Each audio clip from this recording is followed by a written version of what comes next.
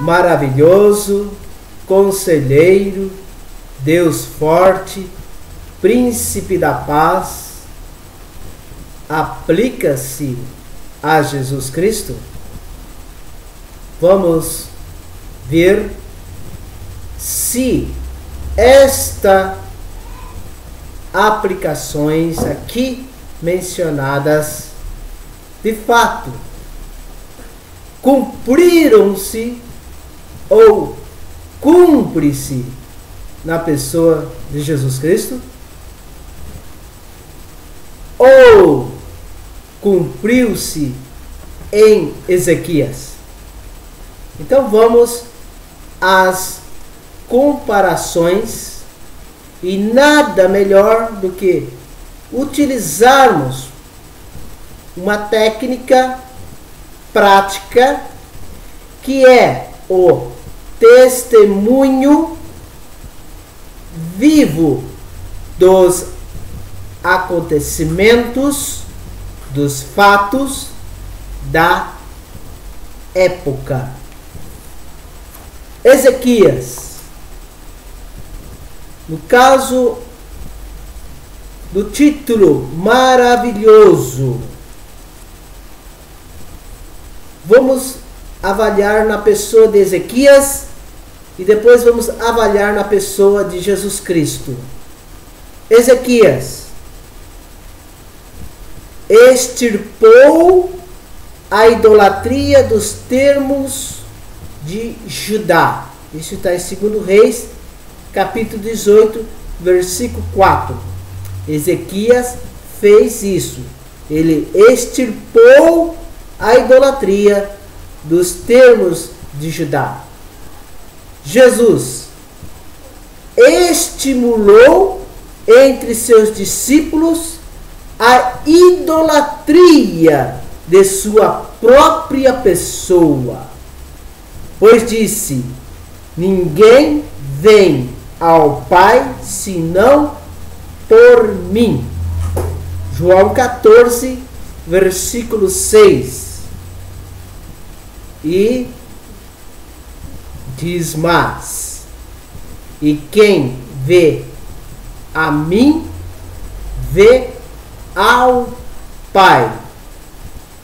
Portanto, tire as suas conclusões, segundo os textos que aqui foram mencionados. Ezequias confiou plenamente no Senhor, Hashem, o Senhor, o Eterno, o Criador. 2 Reis, capítulo 18, versículo 5. E Jesus não confiou em Hashem, pois porque diria então: Pai, afasta-te de mim este cálice. Mateus 26, 39. Se veio para morrer, ao morrer, porque teria dito: Deus meu, por que me abandonaste? Em outras versões, porque me desamparaste. Mateus 27, versículo 46. Isso demonstra que fraqueza e falta de confiança em Deus, já que ele cria que este seria o seu destino inevitável. Se ele cria que este era o seu destino inevitável, por que então não confiou em Deus? Mas porque ele era homem. Ezequias também era homem, humano, e confiou. E outra, aqueles que crê na Trindade afirma e crê também que ele, Jesus Cristo, era um semideus, Deus e homem. Para se pensar aí nas indagações. Vamos mais aqui a uma citação sobre o título de maravilhoso, se ele se aplica a Jesus ou a Ezequias. Guardou os mandamentos da lei de Moshe com total fidelidade. Isso está em 2 Reis, capítulo 18, versículo 6. E quanto a Jesus Cristo? Não guardou os mandamentos da lei de Moisés, pois ele mesmo disse: a lei e os profetas duraram até João. Lucas capítulo 16, versículo 16. Lembre-se que o texto refere-se a João Batista, precursor de Jesus. Logo, ele não poderia ter cumprido algo que durou até antes dele.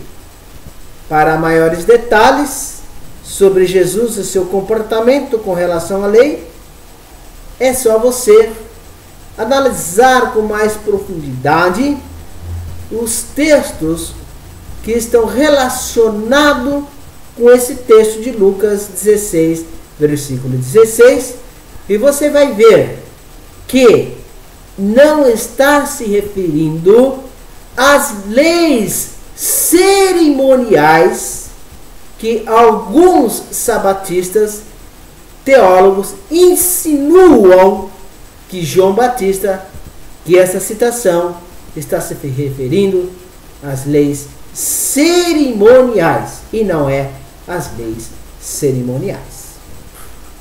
Vamos mais longe um pouquinho? Ezequias não serviu aos reis estrangeiros. 2 Reis, capítulo 18, versículo 7. E Jesus Cristo?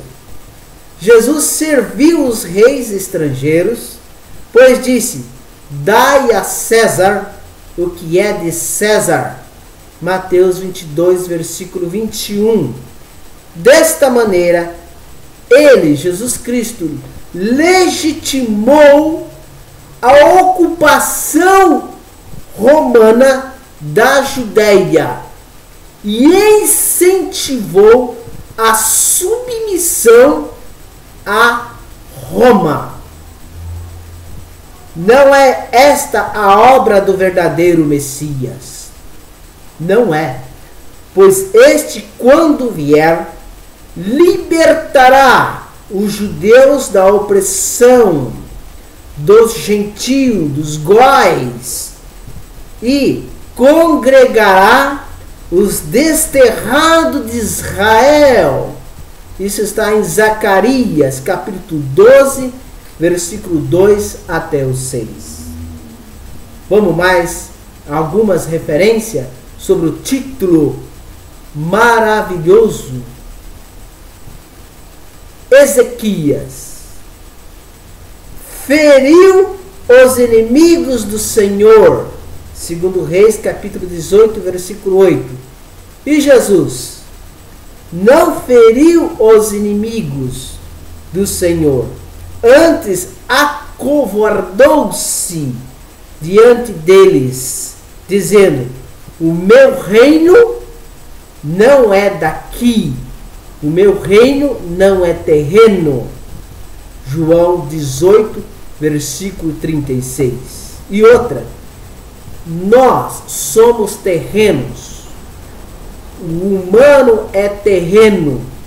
Se o reino dele não é aqui, ele veio reinar quem? Se as pessoas que o ouviram eram terrenas. Isso está em João 18:36.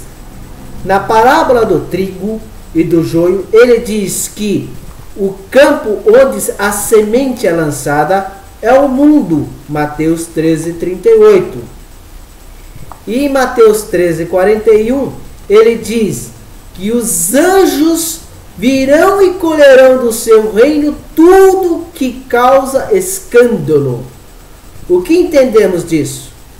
Que diante de seus ilustres iludidos, o arquiabusteiro dizia que seu reino era o mundo, onde semeia-se e colhe-se.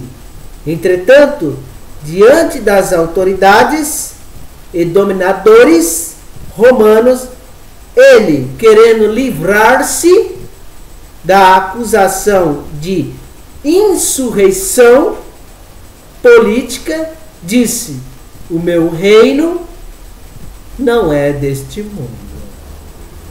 Vamos a mais uma comparação sobre a aplicação do termo maravilhoso, que se aplica a Ezequias ou a Jesus Cristo.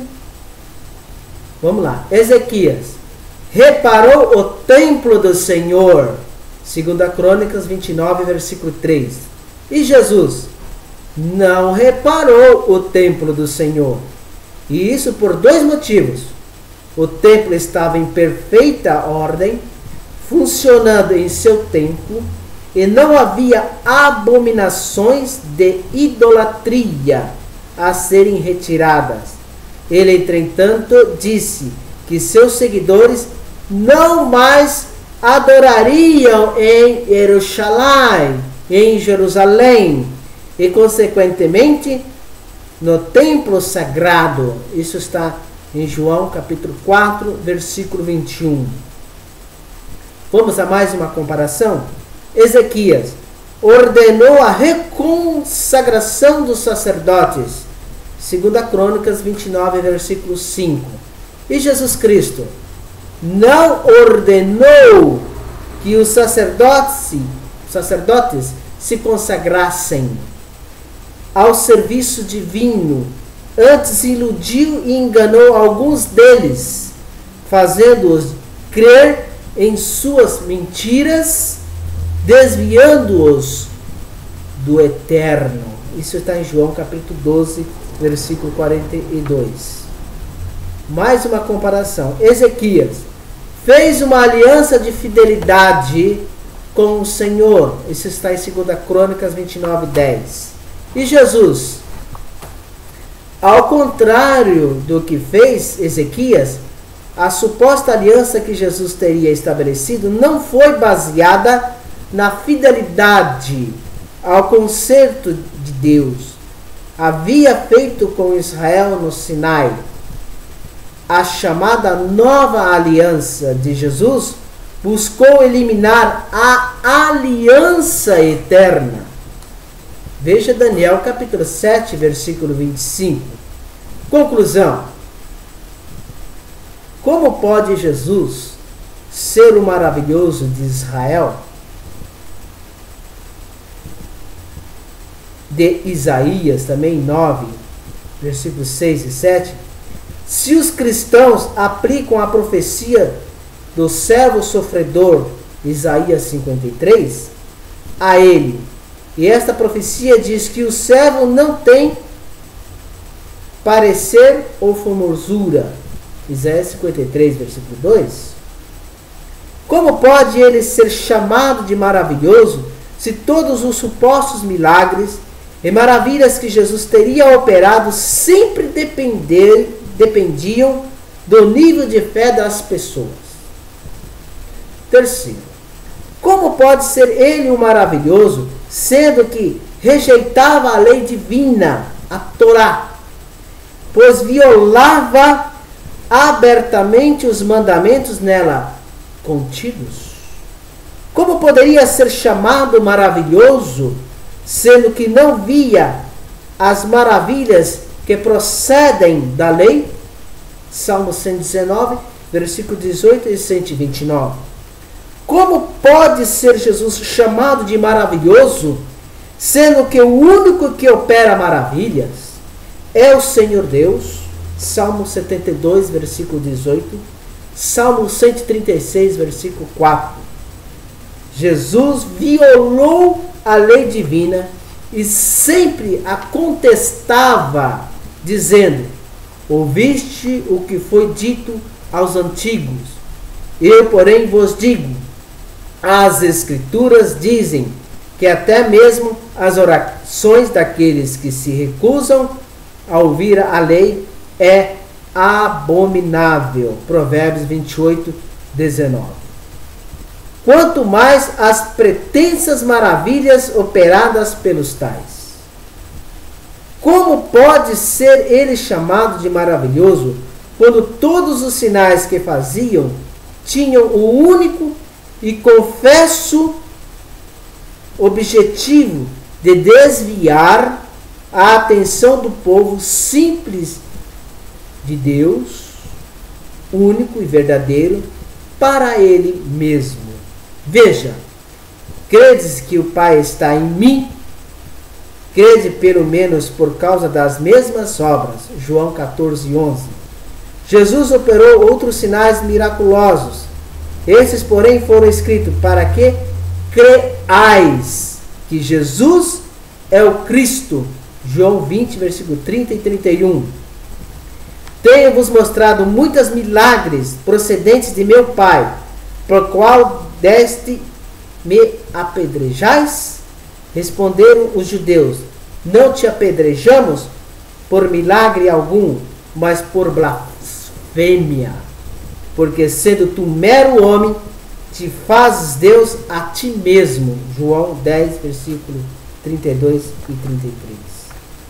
O texto de Deuteronômio, Devarim 13, versículo 1 até o 3, nos adverte contra os falsos profetas que viriam operando sinais e milagres, buscando com isso desviar a atenção do povo para si mesmo ou para outros deuses.